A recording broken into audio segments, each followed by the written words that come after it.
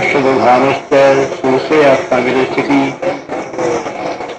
जो अज्ञानी है और उसके में श्रद्धा भी नहीं है। यदि व्यक्ति कोई ज्ञान परायण हो उसकी बात और है। अज्ञश्च अश्वधानश्च संशयात्मा विनश्यति। अज्ञानी है और श्रद्धाहीन है, संशय वाला व्यक्ति है, नष्ट हो जाता है, क्योंकि उसका संशय उसको काम कुछ भी नहीं करने देता। इसलिए सबसे पहली बात यह है, इसी अध्याय के अंदर श्रद्धया लभते ज्ञानम, जिसके अंदर श्रद्धा होती है वो ज्ञान को प्राप्त कर लेता है। उधर कह दिया अज्ञश्च अश्वधानश्च संशयात्मा विनश्यति। जो मनुष्य अज्ञानी है और संशय वाला है, श्रद्धा से हीन है। अज्ञश्च अज्ञानी है, अज्ञश्च अश्वधानश्च, तीन बातें कही। एक तो अज्ञानी हो और फिर श्रद्धा न हो और फिर किसी बात पर विश्वास भी न करे, संशय भी मन में रखे। अज्ञश्च अश्वधानश्च संशयात्मा विनश्यति। जो मनुष्य अज्ञानी है और श्रद्धा रहित है और संशयात्मा है, उसके लिए तो केवल एक ही डिग्री है, विनश्यति, तो खत्म।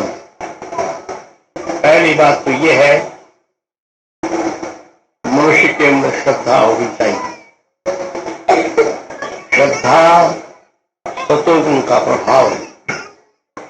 श्रद्धावान व्यक्ति किसी भी प्रकार से अपने कार्य से पीछे नहीं, और फिर उसके बाद वो अज्ञानी न हो, अज्ञानी न हो, ज्ञानवान हो और श्रद्धा हो। यदि मनुष्य ज्ञानवान भी नहीं है और श्रद्धा भी उसमें नहीं है, उसको संशय है। ये ध्यान बताया गया ठीक है या गलत है। हमने एक लड़के को एक दीक्षा दी, इस मंत्र का उपदेश दिया, श्रद्धा कौन थी उसकी? पढ़ा लिखा भी था नहीं, अज्ञानी भी था, श्रद्धा भी नहीं थी और पढ़ा भी लिखा भी नहीं था, और फिर हो गया संशयात्मा। ये मंत्र जपना चाहिए या नहीं जपना चाहिए? ये किसी ने उसको बहका दिया, गृहस्थी को तो ये मंत्र नहीं जपना चाहिए, किंतु क्योंकि अज्ञानी था, वेद शास्त्र उपनिषद तो ये कहते हैं कि हम संसिक्तम मंत्रम जीवो जपति सर्वदा। हम संसिक्त मंत्र को जीव हर समय जपता है। तो कहने का अभिप्राय ये, आगे इससे आगे ये कहा, अनया सदृशी विद्या अनया सदृशो जपो न भूतो न भविष्यति। इसके समान विद्या और इसके समान जप अब तक न हुआ, अब मैं कभी होगा। ये कह दी तो उसको कह दिया कि ये मंत्र नहीं जपना चाहिए। परिणाम उल्टा रहा। उधर अज्ञानी था, तो श्रद्धा रहित था, फिर संशयात्मा भी हो गया। अगला शब्द में क्या कहूं? भगवान का शब्द है ये। भगवान कृष्ण कह रहे हैं अज्ञश्च अश्वधानश्च संशयात्मा विनश्यति। जो अज्ञानी है और श्रद्धा रहित है, और फिर उसके अंदर संशय हो जाए, बस उसके लिए विनश्यति की डिग्री तो बात होती। देखो, योग दर्शन का एक सिद्धांत है, निर्माण चित्तान्य अस्मिता मात्रा। योगी जिस समय अस्मितानुको समाधि लगाता है तो उसको चित्त निर्माण योग्यता, वो अपने चित्त बना लिया करता है और अपने चित्त बना करके हजारों के पास जा सकता है, हजारों के साथ एक साथ बात कर सकता है, हजारों से मिल सकता है। ये योग्यता चित्त निर्माण करने वाले व्यक्ति के अंदर आ जाती। किंतु इसके अतिरिक्त ये तो है योग की बात। योग ध्यान करने वाले के अंदर इतनी ताकत आ जाएगी कि वो ध्यान में बैठ करके अपने इस एक चित्त से 1000 चित्त बना दे और वो 1000 चित्त 1000 आदमियों के पास चले रहे, 1000 व्यक्तियों से वो बात कर लेंगे, 1000 व्यक्तियों के जो भाव हैं वो इस चित्त में यहां आ जाएंगे। ये तो है चित्त निर्माण का फल। और जिसको चित्त निर्माण करना आ जाता है, समय पर उसको काया निर्माण करना भी आ जाएगा। वो अपने शरीर भी बहुत बना सकता है। मैंने इसमें बतलाया नहीं है। प्रभु जी नेपाल हिमालय से आए, वहां से कम 20 शरीर धारण करके आए, काय निर्माण से आए। हम लोगों ने उनकी शरण ग्रहण की है, वो तो उनके काय निर्मित शरीर थे। नेपाल में जो शरीर समाज है वो है ही है, अब भी है ही है। तुम ये सोचो, प्रभु जी कहीं चले गए, वो तो काय निर्माण से आए थे और वही है। अभी 6 वर्ष पहले हमारे एक साधक ने नेपाल में भूखे पड़े रह करके प्रभु जी का चिंतन किया। एक सिद्ध पुरुष वहां आए, एक ब्रह्मचारी। वो कहेंगे क्यों? तुम उनके शिष्य, मेरा नाम लेख कहा। उसने कहा हम उनका शिष्य। प्रभु जी की याद में पड़े हो? हाँ, प्रभु जी की याद में। चलो, प्रभु जी तुम्हें याद किया, चलो मेरे साथ। आकाश मार्ग से उसको 1 सेकंड के अंदर उठा कर ले गया। आगे जहां हमारी स्थिति की गुफा है, वहां प्रभु जी समाधि से उठे हुए वैसे बैठे।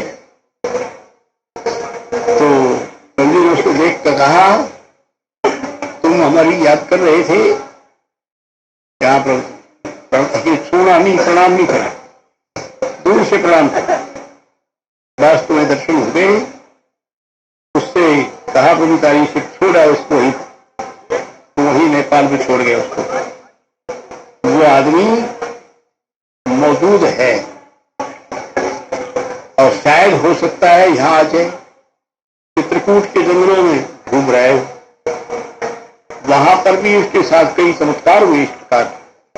वहां पर भी एक जगह पर उसको लोगों ने जाने नहीं दिया, फिर प्रभु जी ने अनुग्रह किया, उसके साथ जाने दिया, फिर उसको बांध लिया था। तब भी प्रभु जी ने रूप धारण करके उसकी रक्षा की। तो अपने आप बताएगा कि उसके मुख से कह रहा है। तो इसलिए कहने का अभिप्राय ये कि प्रभु जी नेपाल धाम के अंदर मौजूद है। जब वो आए तो उन्होंने हजारों अपने काय निर्माण करके यहाँ आए। तो खैर, चित्त निर्माण करने की योग्यता मनुष्य के अंदर आ जाती है। तो ये तो है योग की बात। योगाभ्यासी अपने चित्त निर्माण कर सकता है, किंतु उसके अंदर योगिक ताकत नहीं। योग में जिसका ऊंचा प्रवेश नहीं है, क्या उसका भी वो भी चित्त निर्माण कर सकता है? हाँ, उसका एक तरीका है, वो भी कर सकता है। वो हमारे तुम्हारे चित्त भी बनवा सकता है। अपने तो निर्माण क्या करेगा वो? यदि उसके अंदर श्रद्धा है और संशयात्मा नहीं है। ज्ञानी वेद वेदांत का ज्ञाता हो तो बहुत ही अच्छी बात, न भी हो उसके न श्रद्धा पूर्ण हो और किसी प्रकार का संशय न, तो वो हमारे तुम्हारे चित्त भी बना सकता है। जिसके प्रति उसकी श्रद्धा है, जिसके प्रति विश्वास है, वो उसका चिंतन करेगा। ये हम प्रभु जी का स्वरूप लेकर के सामने क्यों बैठते हैं? मैंने कल अपने व्याख्यान में बताया था कि नास्ति तत्वं गुरु परम, गुरुदेव से बढ़कर कोई तत्व है ही नहीं। योग दर्शन के विघ्न बताए थे, 9 विघ्न बताए थे रात को, और उनके निवृत्ति के लिए भगवान पतंजलि जी ने बताया था तत्प्रतिषेधार्थम एक तत्वाभ्यास है। उन विघ्नों को हटाने के लिए एक तत्व का, मूल तत्व का अभ्यास करें। मूल तत्व सबसे बड़े, जो सबसे ऊंची ताकत है, उसके करने पर स्वाभाविक विघ्न नाश हो जाती। तो वो नास्ति तत्व गुरु परम, गुरुदेव से बढ़कर कोई भी तत्व नहीं है। तो वो व्यक्ति जिसके अंदर श्रद्धा है, श्रद्धा माते भी योगी नम पाती, माँ की तरह योगी की रक्षा करती है। उसके लिए एक नियम चलता है, कृतार्थम प्रति नष्टमप्य नष्टम तदन्य साधारणत्वात्। जो महापुरुष मुक्त हो चुके हैं, जिनका मन बुद्धि से संबंध टूट चुका है, एक श्रद्धावान व्यक्ति यदि एक जगह के बैठ करके उनका ध्यान करता है, श्रद्धा उसके मन के अंदर है, उनकी मूर्ति बनाकर उनका चिंतन करता है, ध्यान करता है, तो उसके फलस्वरूप उनका निर्मापित चित्त, उनकी ओर से कुदरती ईश्वर की तरफ से बना हुआ चित्त है, उस पुतले में आवेशित हो जाए। तो पुतला बोलेगा, बात करेगा, कहेगा, शिक्षा देगा। एकलव्य कुमार को ऐसी हुआ था। द्रोणाचार्य ने प्रतिज्ञा की थी कि मैं अर्जुन को बाण विद्या सिखाऊंगा। अर्जुन को वचन दे दिया था, अर्जुन मैं तुम्हें ही गुण दूंगा और किसी को नहीं दूंगा।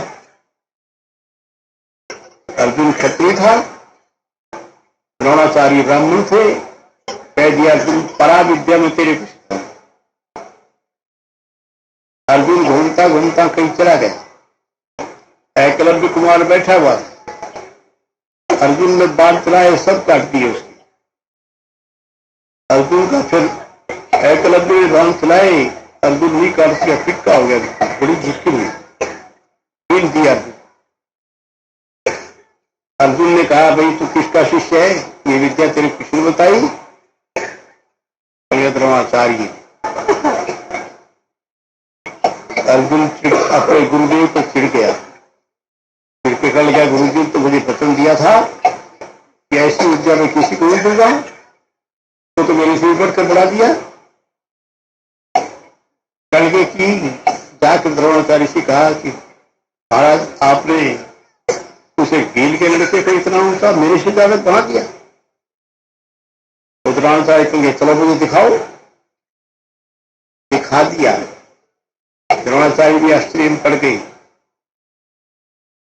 तो उससे पूछा बेटा तुम किसके शिष्य हो? गुरुदेव आपका शिष्य। तुमने ये बाण विद्या कैसे सीखी? मूर्ति बना रखी थी द्रोणाचार्य, ध्यान करता था, तो मूर्ति क्रियात्मक हो गई। उनका निर्मापित चित्त, उसकी श्रद्धा के, एकलव्य कुमार की श्रद्धा के कारण बड़ा हुआ चित्त उस मूर्ति में प्रवेश हो गया। द्रोणाचार्य को इस बात का ज्ञान नहीं हुआ, किंतु उसके बड़े हुए चित्त ने एकलव्य को सारी विद्या सिखा दी। आश्चर्य में पड़ गए द्रोणाचार्य। अर्जुन का गया गुरु जी आप ऐसी झूठ बोलते, आपने सिखाई कि नहीं? बेटा मैंने नहीं सिखाई, इसने अपनी योग शक्ति से सीखी है। बेचारे साथ अन्याय तो किया, बाद में अन्याय किया। बाल का लिए अच्छा बेटा तो हमारा शिष्य है, हमारे तो आपका शिष्य दक्षिणा कि आप जो कुछ कहें कि अपने सदैव हाथ का अंगूठा काट दें, जिस हाथ से बांध चला उसका अंगूठा काट कर दे दिया उसी से। श्रद्धा तो नहीं तो कायदे के अनुसार द्रोणाचार्य तो उसको सिखाने नहीं आए, उसने अपनी योग शक्ति से द्रोणाचार्य के चित्त का आकर्षण करके उसकी कले के अंदर परिस्थिति थी। वो तो ब्रह्म ज्ञान था, ईश्वरीय सत्ता थी, उनको श्रद्धा के कारण अंगूठा काट कर दे दिया। अंगूठा काट देने के बाद भी जो 4 उंगली नहीं हुई थी उनसे भी बांध चलाकर उनके सबके फिर भी छुड़ा दी। अरे यहाँ का अंगूठा तो काट दिया, फिर भी अर्जुन की तो ऐसी तो करके दिखा दी मैंने। कहने का अभिप्राय ये, एक योगी अपनी शक्ति से चित्त निर्माण करता है और एक वो श्रद्धा के आधार पर जिस पुतले का चिंतन करेगा उसमें निर्मापित, उसका निर्मापित चित्त आ जाएगा और वो सारे गुण उसको दे देगा। सबसे बड़ी खास बात यह है कि हमारी योग विद्या जो है वो परा विद्या है, इससे बढ़कर कुछ नहीं। इसलिए अपने मन को योग ध्यान परायण बनाओ, अपने गुरु मंत्र का जाप करो, किसी के बहकाने से इधर उधर मन विचलित नहीं करना। अध्यस्त श्रद्धानश्चय संशय आत्मा विनश्यति। जो मनुष्य ज्ञानी है और श्रद्धा रहित है, संशय आत्मा बन जाता है, वो नष्ट हो जाता। कल मैंने उदाहरण दिया था एक लड़के का, हमने उसको लाहौर में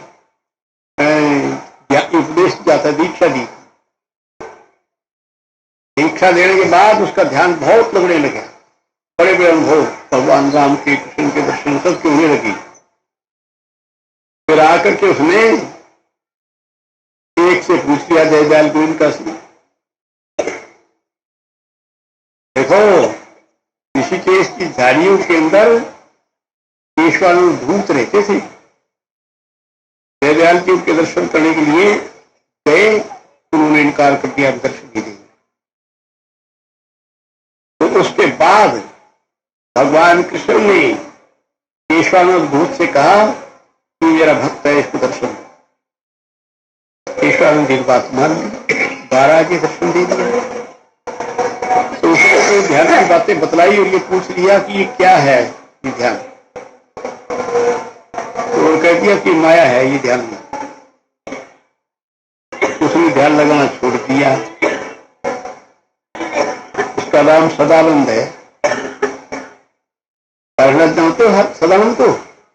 इनकी याद नहीं हुई, लाहौर के साथ ही गोरे गोरे नाटे साथ। हाँ, गोरा गोरा नाटा नाटा। आजकल वृंदावन खाली घूम रहा है, अभी है तो सही जिंदा हो, पर ध्यान उसको कुछ नहीं गया आया था।